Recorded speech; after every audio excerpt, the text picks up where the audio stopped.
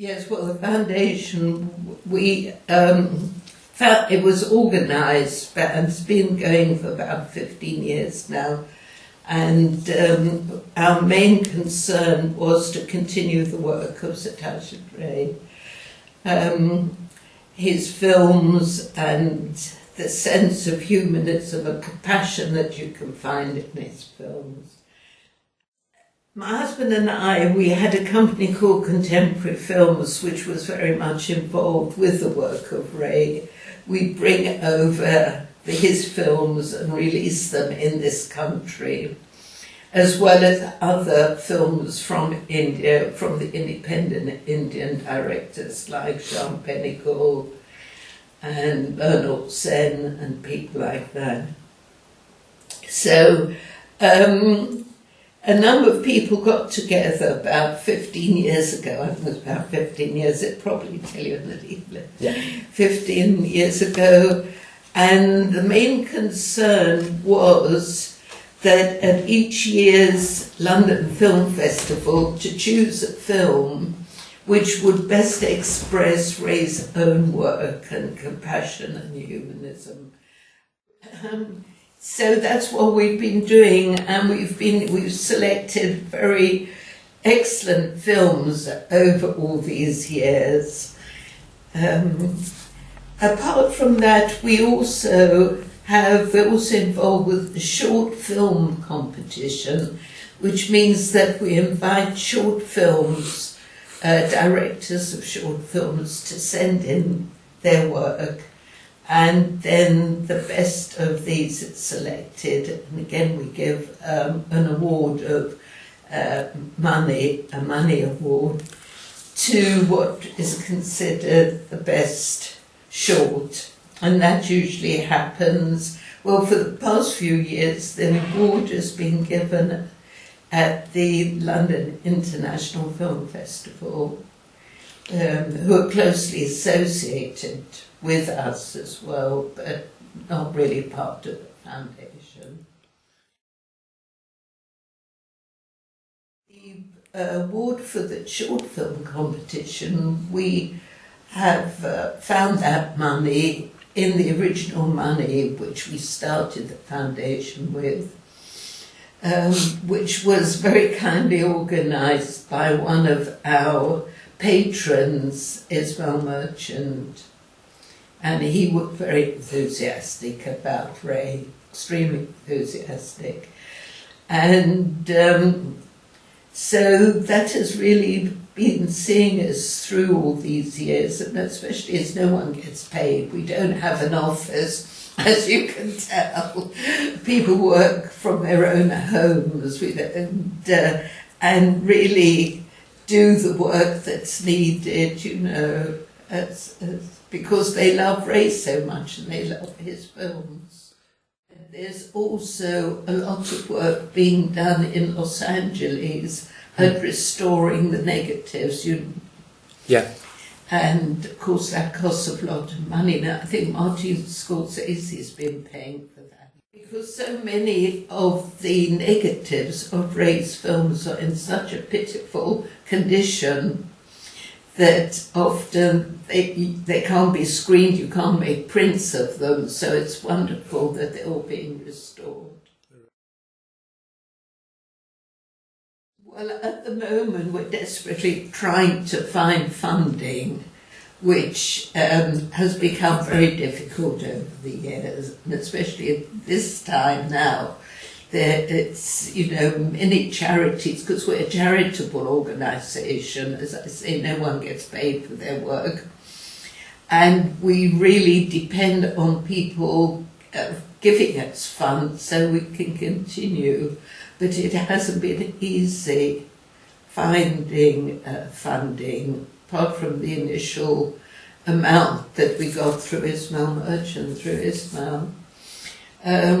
Other patrons, we have other patrons like Attenborough is one of our main patrons, and we have a very selected list of patrons.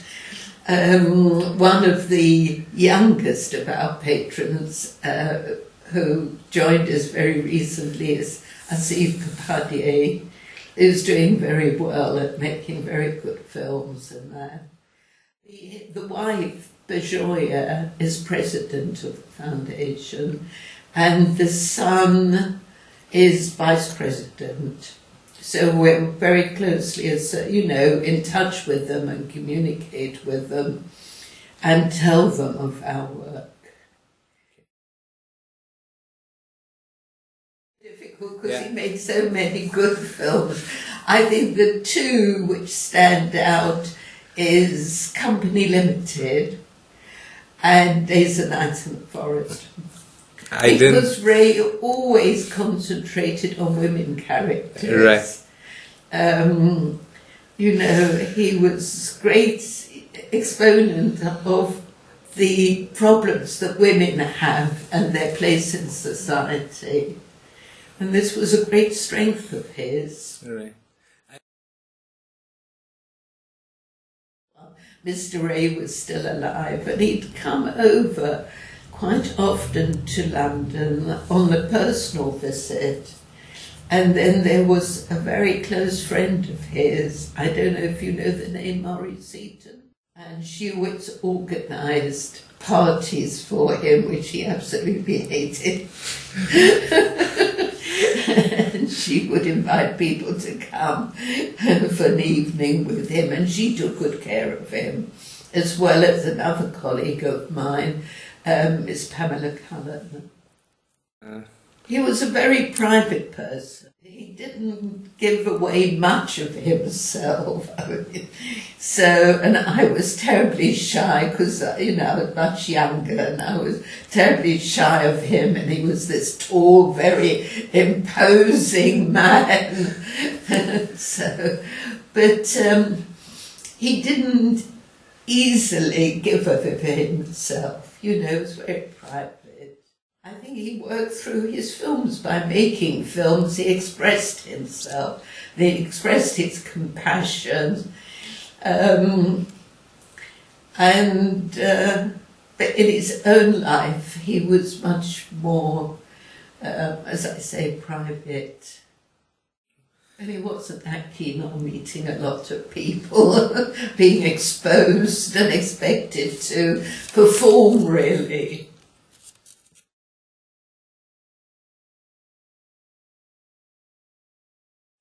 I don't think so, because his style of film is not, as they say, cool, it's not anymore.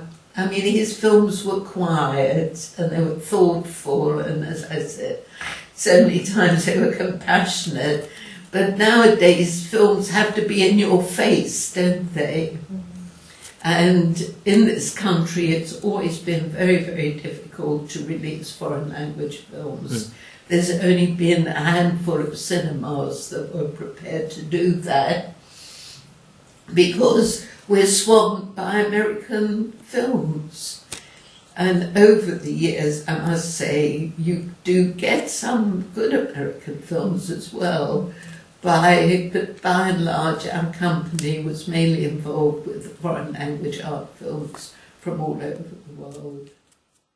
We weren't involved with the major companies at all. So it's hard. I mean, now and again one does find a film that has some connection to Ray's films, but mainly from, other countries, not America.